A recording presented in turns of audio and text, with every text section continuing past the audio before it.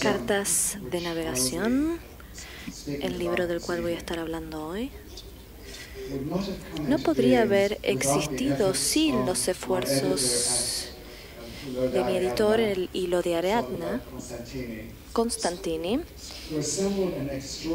y un equipo formidable de traductores para este proyecto. Y quisiera agradecer a los 5 traductores: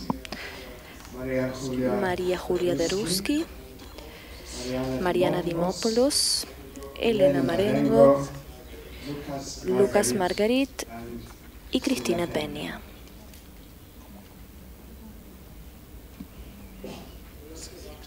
También me gustaría agradecer a Mónica Herrera por manejar el tema del copyright, algo bastante complejo, y a Leandro Pinkler por contribuir con una introducción más que generosa en mi libro.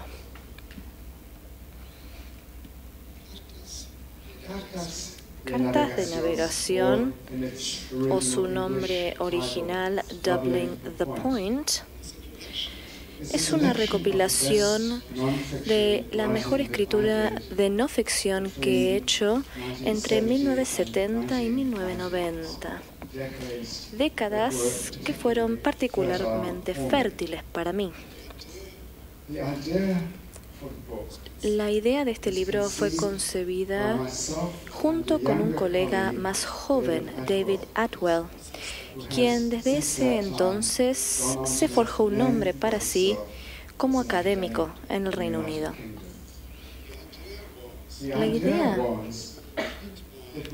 era abordar mis escritos de no ficción como un viaje intelectual que exploraba los caminos que había recorrido a lo largo de una serie de entrevistas extendidas.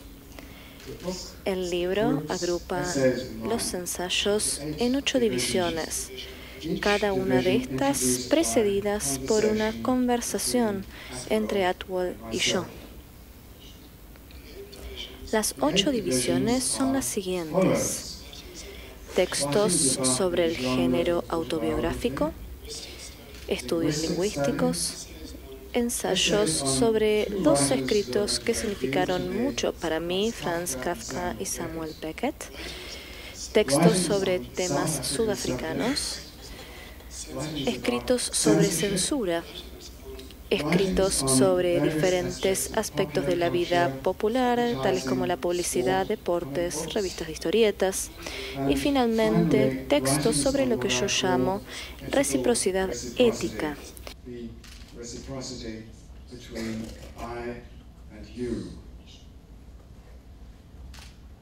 This evening I will read part of an oration I gave in 1987 in Jerusalem, at the Jerusalem Book Fair.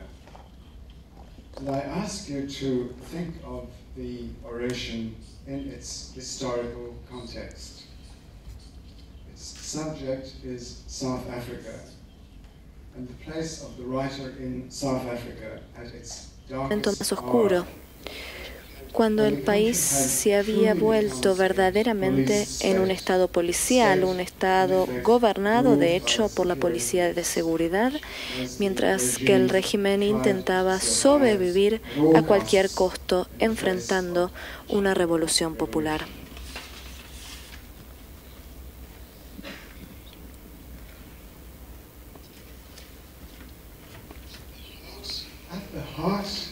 En el corazón de la falta de libertad de los amos hereditarios de Sudáfrica hay un fracaso del amor. Para ser francos, su amor no es suficiente hoy en día y no ha sido suficiente desde que llegaron al continente. Más aún, sus discursos, su exceso de discursos acerca de cómo aman a Sudáfrica ha sido dirigido sistemáticamente a la tierra, es decir, hacia lo que es menos probable que responda el amor: las montañas y los desiertos, los pájaros, los animales y las flores. Si uno no logra ver la relevancia de esos discursos sobre el amor, uno puede reemplazar la palabra amor por la palabra fraternidad. La velada falta de libertad del hombre blanco en Sudáfrica se ha hecho sentir siempre más agudamente cuando, descendiendo por un momento de su trono solitario, cediendo a un anhelo de fraternidad completamente comprensible y humano hacia la gente con la que vive y ama, descubre con sorpresa que la fraternidad por sí sola no puede alcanzarse, por más intensamente que ambas partes se sientan impulsadas a ella. La fraternidad ineluctablemente llega junto con la libertad y la igualdad. El anhelo vano y esencialmente sentimental que se expresa en el movimiento reformista en Sudáfrica es hoy en día el anhelo de alcanzar la fraternidad sin tener que pagar por ella. ¿Cuál es el precio que se debe pagar? El más bajo es la destrucción de las estructuras de poder innaturales que definen el Estado sudafricano. Acerca de estas estructuras de poder hay mucho que decir. Me limitaré a una observación. Las relaciones deformadas y atrofiadas entre los seres humanos, creadas durante el colonialismo y exacerbadas bajo lo que, sin demasiado rigor, se denominó apartheid, tienen su representación psíquica en una vida interior deformada y atrofiada. Todas las expresiones de esa vida interior, sin importar cuán intensas sean, sin importar cuán profundamente atravesadas por el júbilo o la desesperación, adolecen de la misma deformación y atrofia. Hago esta observación tras las debidas consideraciones y con total conciencia de que vale para mí mismo y mi propia escritura, tanto como para cualquier otra. La literatura sudafricana es una literatura en cautiverio, como se revela incluso en sus momentos más altos, atravesados como lo están por sentimientos de falta de un hogar y añoranza de una libertad sin nombre. No llega a ser una literatura plenamente humana, preocupada de una manera poco natural por el poder y las torsiones del poder, incapaz de pasar de relaciones elementales de contestación, dominio y subyugación al vasto y complejo mundo humano más allá de ellas. Es exactamente la clase de literatura que uno podría esperar que se escribiese en una prisión. Estoy hablando ahora no solo del Gulag sudafricano, como es de esperar. En un país tan vasto existe una literatura sudafricana de la vastedad. No obstante, incluso esa literatura de la vastedad examinada de cerca refleja sentimientos de entrampamiento, un entrampamiento en espacios infinitos. 2 años atrás, recuerdan el año en el que estamos hablando, Milan Kundera, desde este mismo podio aquí en Jerusalén, rindió tributo al primero entre todos los novelistas, Miguel de Cervantes, en cuyos hombros de gigante nos paramos nosotros, escritores pigmeos de una época posterior.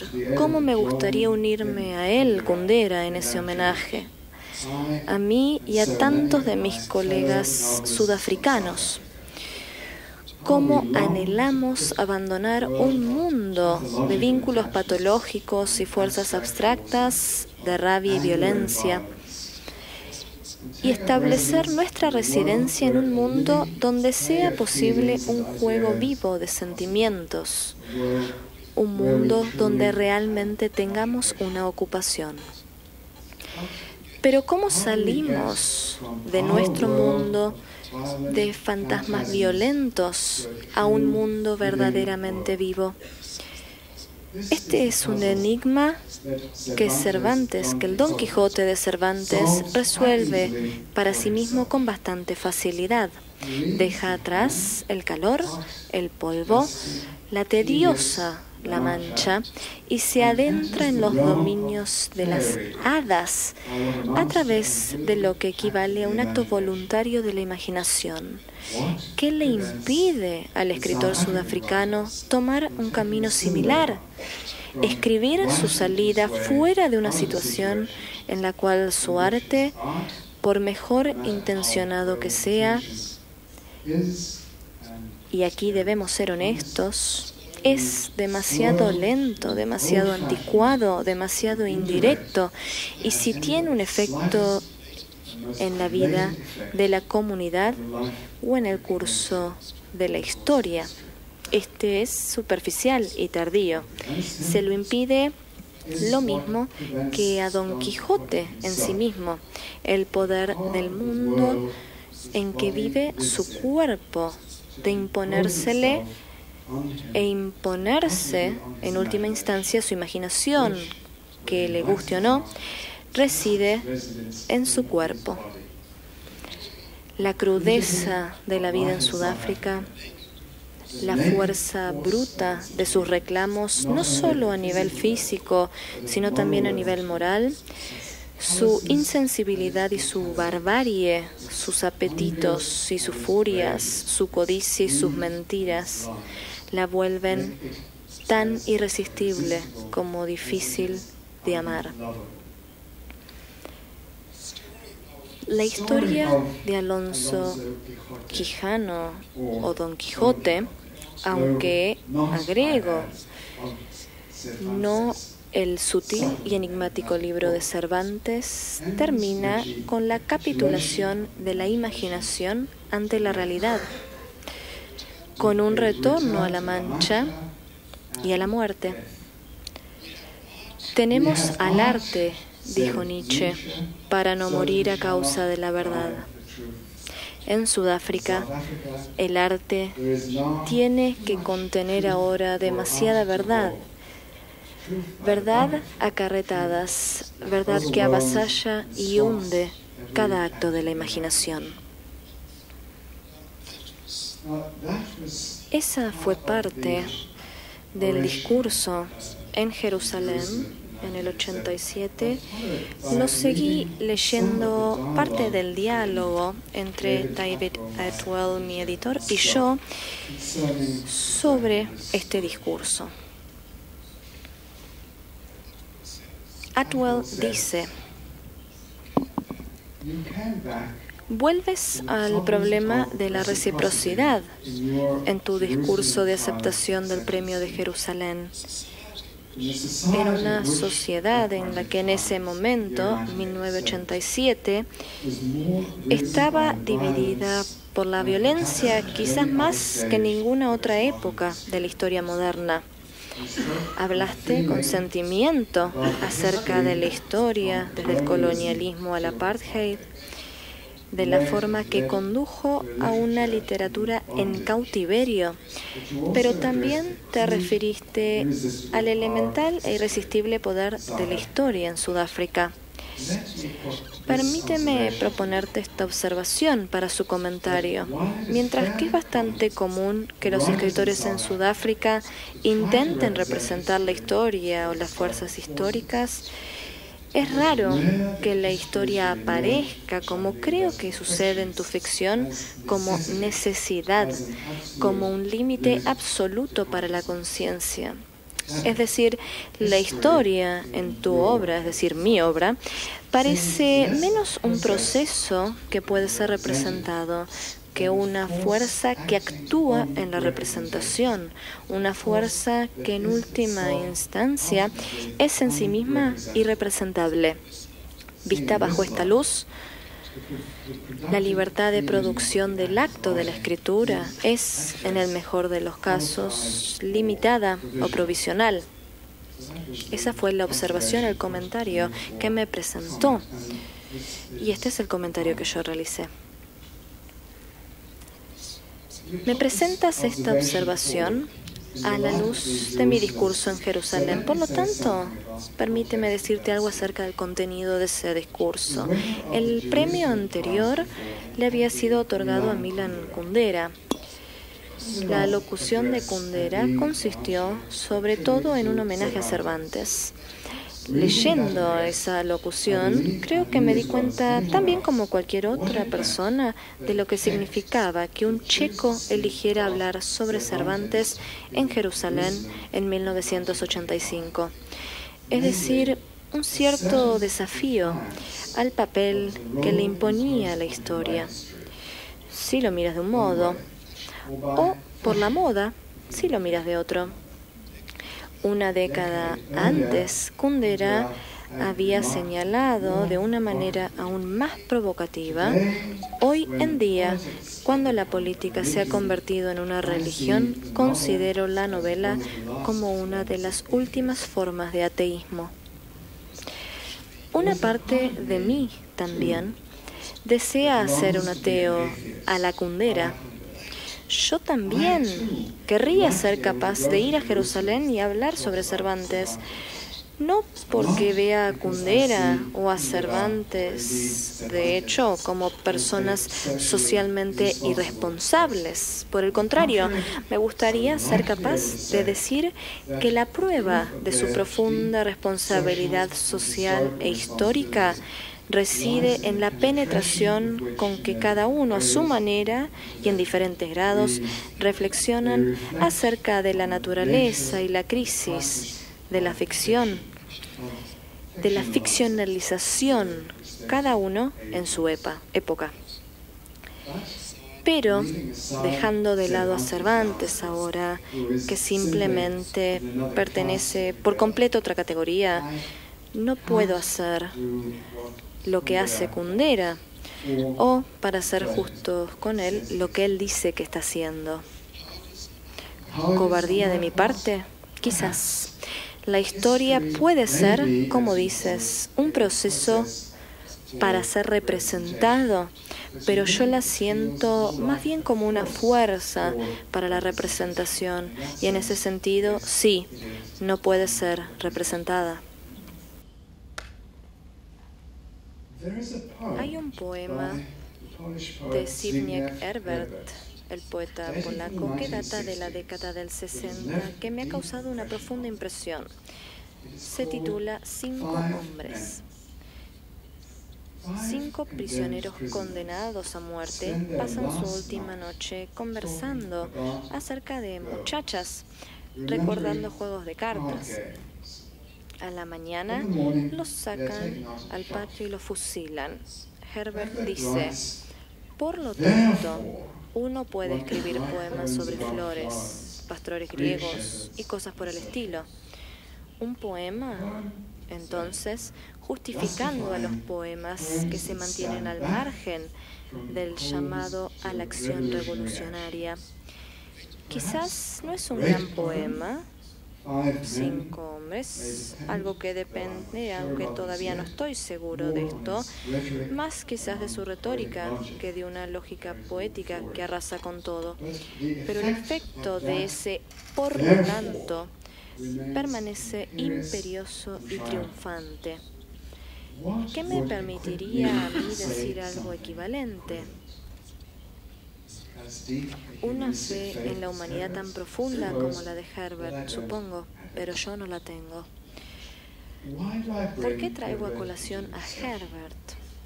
Herbert no habla de la historia, pero sí habla de los bárbaros, del espíritu de la barbarie, encarnado en personas tales como Stalin, que es casi lo mismo que la historia que no puede ser representada. La fuerza de Herbert reside en que tiene algo que oponerle a la barbarie, que para lo que ahora nos interesa podemos llamar lo humano y lo menor, acerca de lo cual tiene sus propias reservas irónicas, pero en relación con lo que puede trazar una especie de genealogía que se remonta muy hacia atrás en el pasado europeo. Debido a que Herbert se siente tan profundamente europeo y cree, con las precauciones y reservas del caso, en la vitalidad social de la literatura de pastores, rosas y demás cosas por el estilo, cree en el poder de la poesía para dar vida a estos símbolos, de modo que puede oponerle la poesía a esa gran bestia desquiciada que es la historia. One can still hold such beliefs. And who, after the events of 1989, would dare to scorn their power? But in Africa, in Poland, one can still address the 5 men in the cell, the executioners in the yard, indirectly, via the almost infinite lattice that shared European culture provides. En África, la the única only forma address de one can dirigir imagine la is a palabra brutally que uno puede direct imaginar one, sería a sort brutalmente of directa, pure, una especie de unmediated representación pura, representation. no mediada, What short lo que circuits the produce un imagination, cortocircuito en la what imaginación, forces lo que one's nos face obliga into a the thing enfrentarnos itself, a la cosa misma, is what I'm es here lo que yo llamo for aquí la history. historia. Gracias por su atención.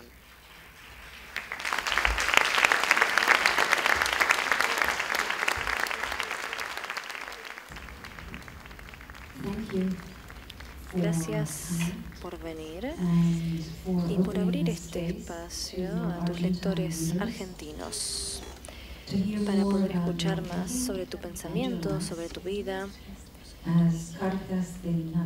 porque Cartas de Navegación empieza a estar disponible aquí. De las 8 divisiones, la primera cierra con un ensayo que es autobiográfico, que se llama Remembering Texas, recordando a Texas.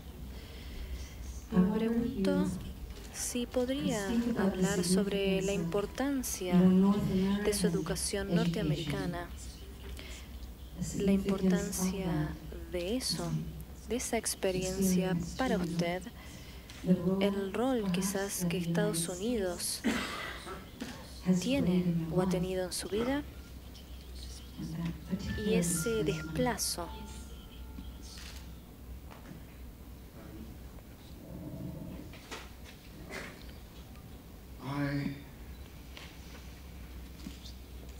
Me mudé a Estados Unidos cuando tenía 25 años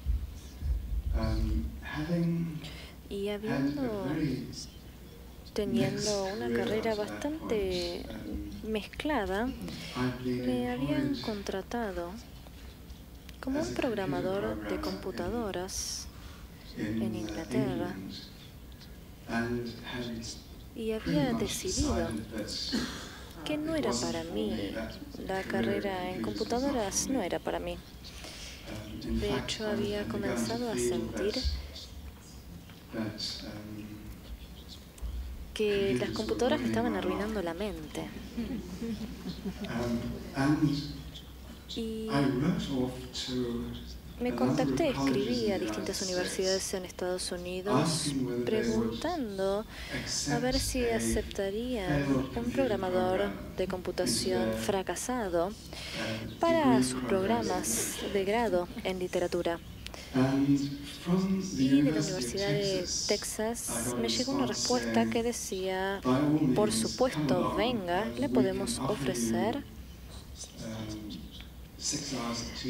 materias de arte 6 horas por semana y puede estudiar para alcanzar su doctorado. Siempre sentí el sentido más profundo de gratitud hacia el estado de Texas por abrirme esta puerta porque Dios sabe si no dónde estaría en este momento si no fuera por eso. Estuve 3 años en Texas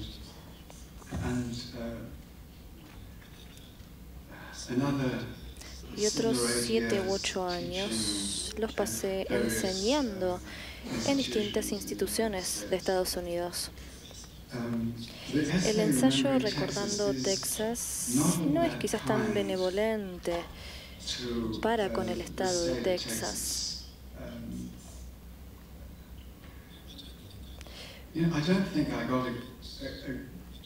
No creo haber obtenido una educación fantástica de la Universidad de Texas, pero eso no era lo importante. Tenía mucho tiempo libre, leí muchísimo y lo que no esperaba en la recopilación de manuscritos, se presentaron manuscritos de Samuel Beckett y yo tuve acceso a eso y de hecho escribí mi tesis doctoral utilizando este material que había descubierto.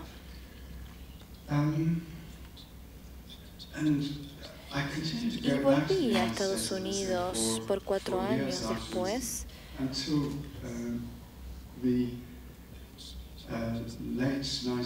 hasta que a fines de los 90, principios del 2000, tuve un puesto en la Universidad de Chicago. En ese momento comencé a sentir que Estados Unidos se estaba transformando en algo menos interesante de lo que había sido para mí en algún momento, y creo que ese sentimiento fue el correcto. Estados Unidos en sí mismo y la academia americana han perdido algo.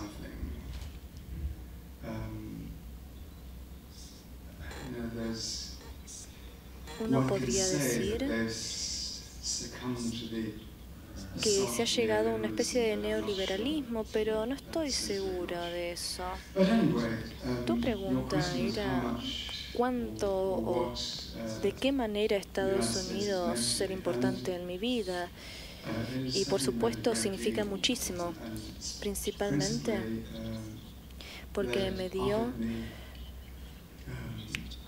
hospitalidad, me ofreció su hospitalidad y un lugar de trabajo y relaciones con alumnos. Y en particular en los 60s y 70s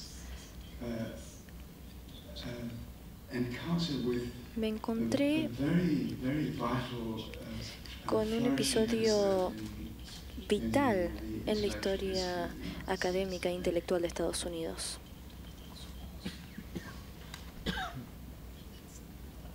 Eso es Norteamérica y por supuesto hoy estamos aquí. ¿Hay un rol que Sudamérica tenga más recientemente en su vida? Sus compromisos con esta región incluyen y van más allá que las meras traducciones de su trabajo. Se ha embarcado en un proyecto llamado la Biblioteca Personal, un modelo que sigue el ejemplo de Borges, que una editorial independiente argentina, el Hilo de Ariadna, está editando, está involucrado en este proyecto, y usted es la fuerza conductora de la UNSAM, la Universidad Nacional de San Martín. Han lanzado una cátedra llamada Coetzee para explorar, investigar lo que son las literaturas del sur como una categoría. Estos son movimientos fuertes, gestos importantes. Entonces, ¿qué representa Sudamérica para usted? ¿Por qué elige hacer estas cosas aquí? Mi relación con Sudamérica, en particular con Argentina, vienen de hace no tanto en mi vida y surgieron como una sorpresa.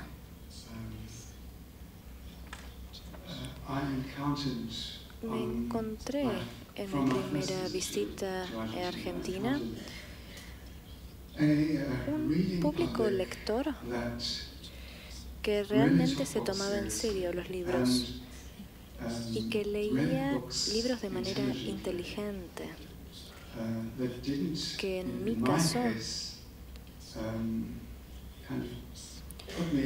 me ponían en una caja como el escritor de desgracia.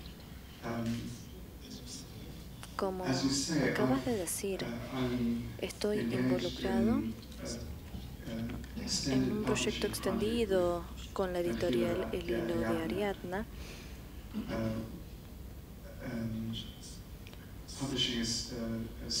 lanzando una serie de clásicos conocidos y no tan conocidos, con introducciones bastante largas en las que explico por qué estos libros son importantes para mí, y además hay una antología de poesía que está por lanzarse y tiene el mismo propósito.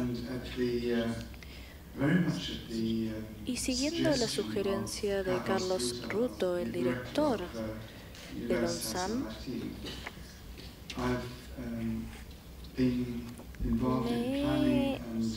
he sido parte del desarrollo y la implementación de un curso de escritos de otras naciones del sur, principalmente de Australia y Sudáfrica.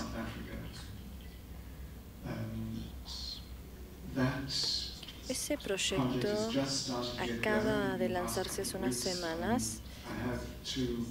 Tengo dos colegas australianos conmigo que van a estar enseñando el curso de literatura australiana, y voy a volver en septiembre con dos colegas sudafricanos para enseñar la materia de literatura sudafricana.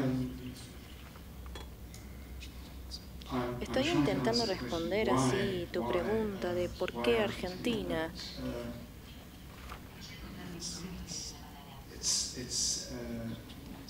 Es un país que ha sido extremadamente acogedor para mí y que me gusta mucho visitar. Si volvemos a Beckett, dijiste que fuiste a la universidad y encontraste ahí los manuscritos. Esto suena como si hubiese sido por casualidad, pero lo que pasó después no fue casualidad. Esta recopilación de ensayos aquí contiene 3 ensayos que exploran la contribución de Beckett en profundidad, de una manera muy sistemática, rigurosamente. ¿Pudieras para la audiencia explicar la importancia que Beckett tiene para vos, que tuvo en ese momento? ¿Hay algo que esté sucediendo actualmente con respecto a esto? Conocía el trabajo de Beckett. En realidad no estaba tan familiarizado hasta que llegué a Texas. Había descubierto a Beckett a través de un trabajo no muy popular llamado Watts, W-A-T-T, el cual me pareció el libro más gracioso que había leído en mi vida. Y se lo mostré a todos mis amigos y a ellos también les pareció extraordinariamente gracioso. Su comedia es lo que yo llamo la comedia intelectual. Es una parodia filosófica intelectual. Después de leer Watt, empecé a descubrir otras novelas de Beckett y en particular lo que creo es la trilogía de novelas que consiste en Milloy, Dies y The Unnameable. Son las mejores, que han tenido un efecto muy profundo en mí. Y Beckett para mí es fundamentalmente un escritor cómico, pero la comedia de esas novelas es mucho más salvaje que la comedia que estaba presente en Watt. Por lo tanto, conocía las obras también, pero para mí nunca me habían parecido tan importantes como sus novelas.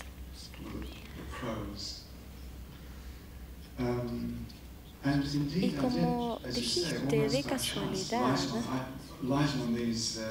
encontré estos manuscritos en la Universidad de Texas, que eran los manuscritos de Watt.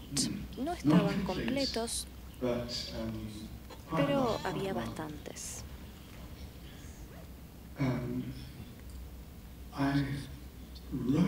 Escribí bastante sobre Beckett en los 60 y los 70, siempre intentando descubrir el secreto que existía en su prosa, esa atracción que me llevaba a leer su prosa. Me parecía que era sorprendente, que me atrapaba, e intenté distintas formas de análisis lingüístico para intentar descubrir el secreto detrás de la prosa de Beckett. Y subsecuentemente creo que mi interés en Beckett se fue o me interesé en otras cuestiones. Lo que descubrí más recientemente de otros críticos de Beckett es que esto estaba frente a mis ojos y no lo reconocí, es que Beckett es irlandés. Y que si uno quiere saber cuál es el secreto de esta atracción por Beckett, hay que ir a Irlanda, porque hay muchísimas personas que hablan y escriben como Beckett en Irlanda.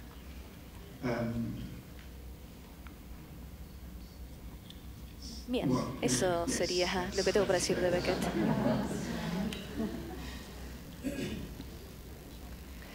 La recopilación de ensayos es muy ágil, muy diverso y cubre diferentes temas. Tiene frescura. Hay una sección también sobre cultura popular, así que vamos desde la lingüística, hablando de Beckett, Kafka, Dostoyevsky, y dos ensayos sobre héroes de historietas, en películas, en publicidades, rugby, deportes, Capitán América. Me pregunto, ¿ha mantenido esos intereses? ¿Sigue escribiendo sobre cultura popular? No, no realmente. Sigo escribiendo sobre deportes. Pero mi interés en los cómics ya no es tal.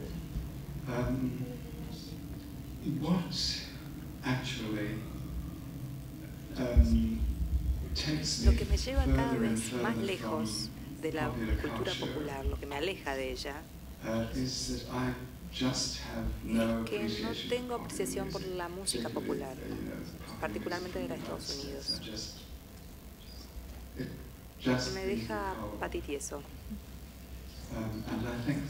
Y cualquiera que sea serio con respecto a la cultura popular y la quiera abordar, hoy por hoy tiene que tener alguna especie de simpatía o adhesión y un nivel de respuesta a la música popular que yo no la tengo.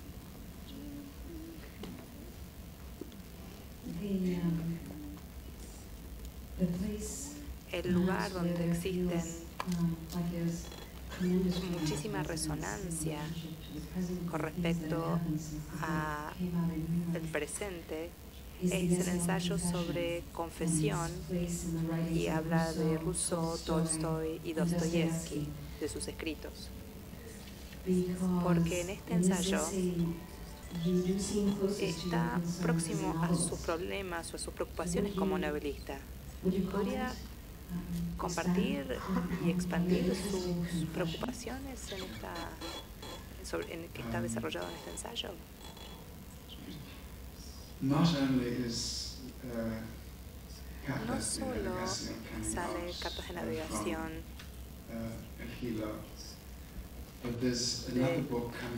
El Hilo, sino El Hilo de Ariadna, sino que hay otro libro que se va a lanzar que se llama El Buen Relato.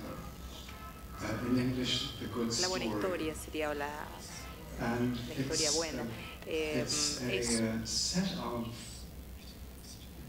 Son intercambios epistolares entre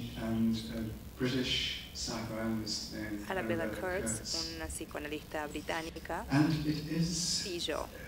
No lo dice exactamente, pero continúa este tema confesional.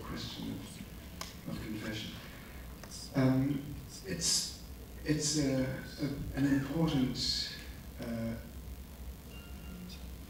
and continuing Es un tema continuo importante que trato de investigar en forma analítica, pero como ya dijiste también está muy presente en mi ficción y realmente no puedo encapsularlo en unos minutos tan solo.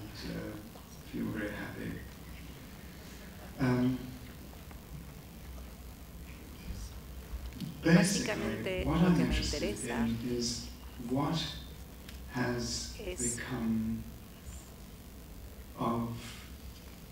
lo que pasó con la verdad en una era post-religiosa o en una era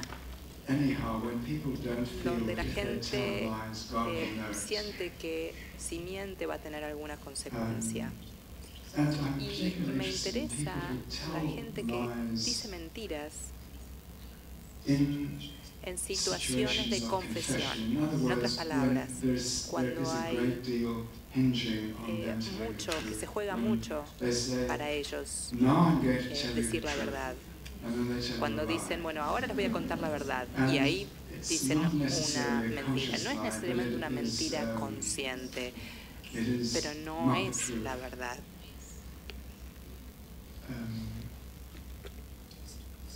Dostoyevsky es el mayor analista de la confesión posreligiosa y lo que la gente hace habitualmente cuando Dios no los mira y quieren contar la verdad. Nuevamente, es una parodia de representación breve de Dostoyevsky. Lo que a la gente le interesa es jactarse de maneras indirectas.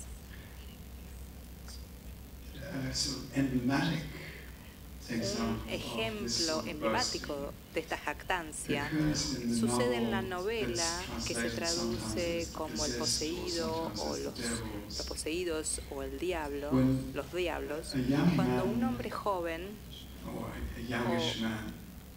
no tan joven va hacia un cura y le dice: tengo una confesión terrible para hacerle. Violé a una niña de 12 años. El cura le dice: ¿estás seguro que lo estás confesando? ¿No estás jactándote en realidad?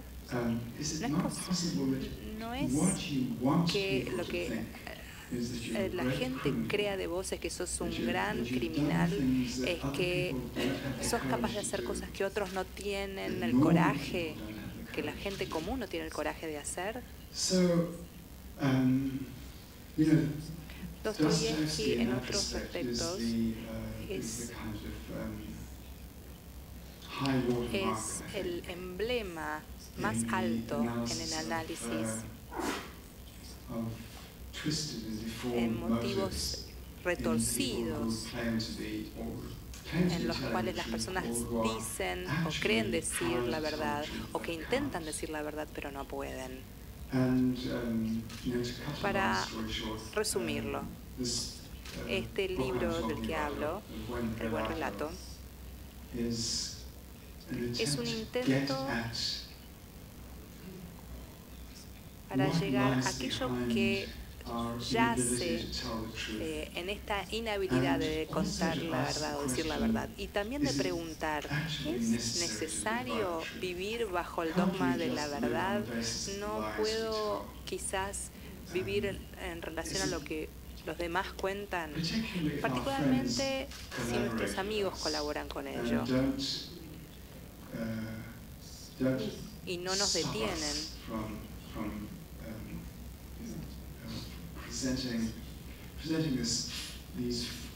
para presentar este sí falso, este ser propio falso. Un buen relato. Vos decís un buen relato y a good story. Y me tienta preguntarte si va a salir en ambos idiomas. Sale en español en Argentina antes que en Inglaterra en inglés.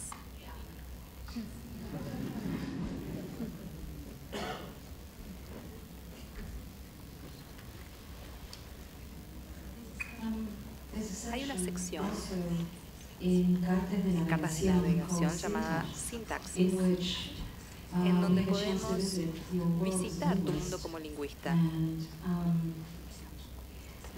Hay ensayos especializados en esta sección. Específicamente el fenómeno de pacificación, del uso de la voz pasiva. ¿Hay alguna forma de explicar estas preocupaciones a la audiencia en general, a los legos? Quizás no. Pero déjenme decirles simplemente que estuve muy profundamente involucrado y profesionalmente involucrado en la lingüística moderna y particularmente en la variedad chomskiana. En una época cuando la puja entre colegios de lingüística era bastante contenciosa,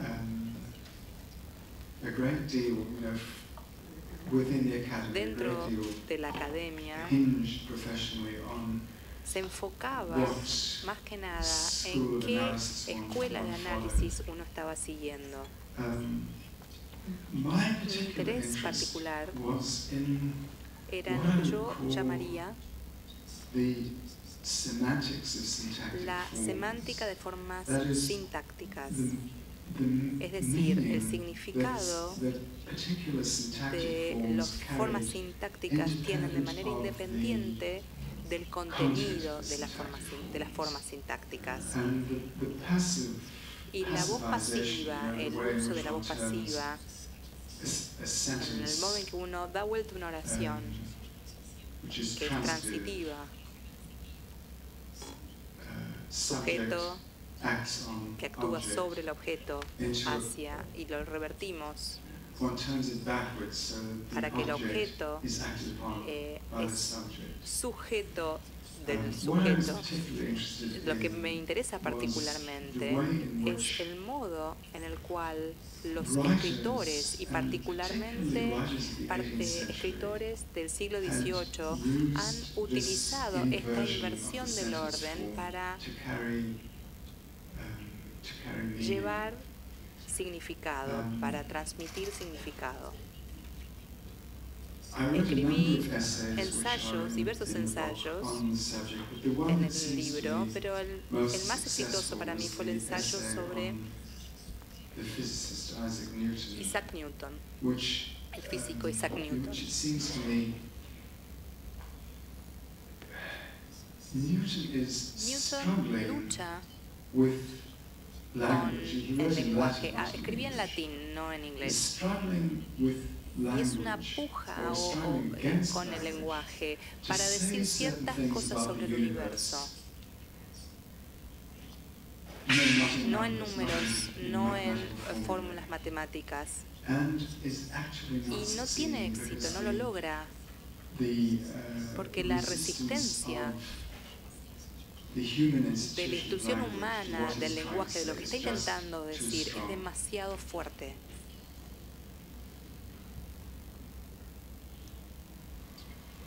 Dos más.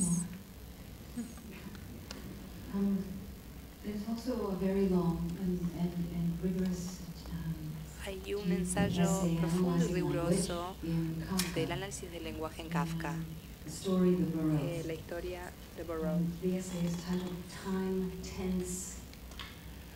que hablan sobre el tiempo verbal y el aspecto.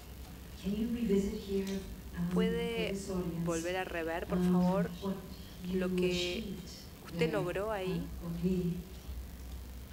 ¿Qué es lo que pudo descubrir? Voy a ser breve sobre el tema de ese ensayo, porque es muy técnico. Es un análisis del alemán de Kafka sobre la base de un trabajo de un lingüista franco-canadiense, Guillaume, que no es muy conocido, quizás solamente en Quebec, pero ha tenido profundas reflexiones en las lenguas indoeuropeas, unos trabajos muy interesantes sobre la cual cualquier lingüista sabe. Lo que intento hacer en este ensayo sobre Kafka, en cierto sentido es un peligro, es seguir los intentos de Kafka para expresarse con delicados giros del tiempo, sutilezas del tiempo, a través del sistema de verbos alemán. Estoy muy orgulloso de ese ensayo porque es una contribución a los estudios de Kafka, pero no es de fácil lectura.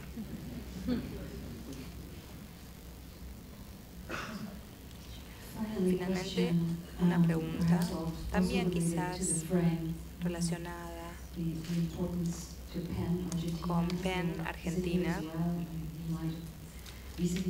a la luz de los eventos recientes.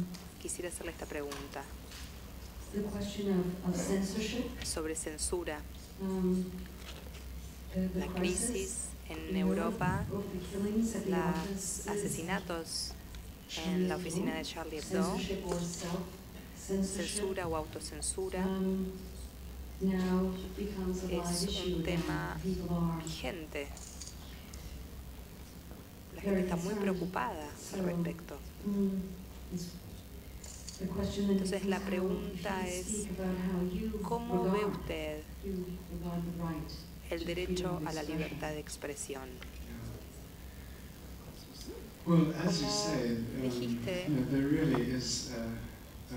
estamos en una crisis realmente relacionada con la libertad de expresión.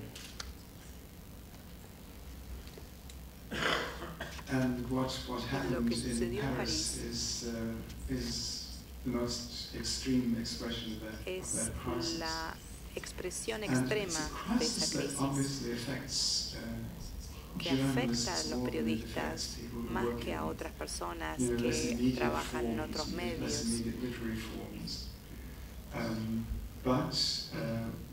Sin embargo, todos conocemos la historia de Salman Rushdie y lo que sucedió y lo que le pasó a él como resultado de la publicación de su novela que hirió las sensibilidades de ciertas personas. ¿Qué pienso sobre la libertad de expresión?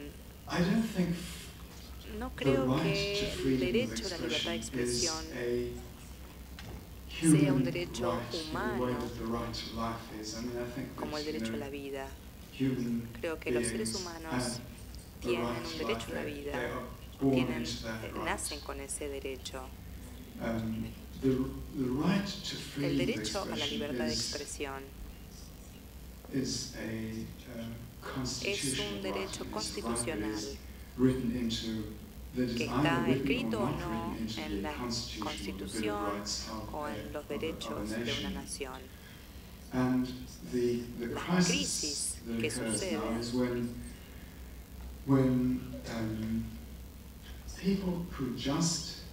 cuando la gente sucede cuando la gente no puede ver esa libertad de expresión como derecho, entran en conflicto con gente que fue criada en una nación que esto fue constituido en su Carta Magna.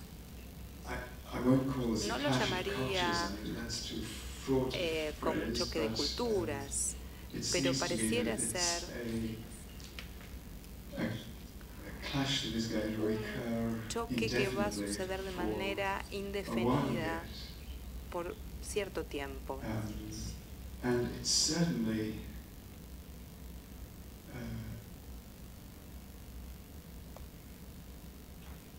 Y sin duda genera la necesidad de autocensura en personas que no quieren morir en pos de su libertad de expresión.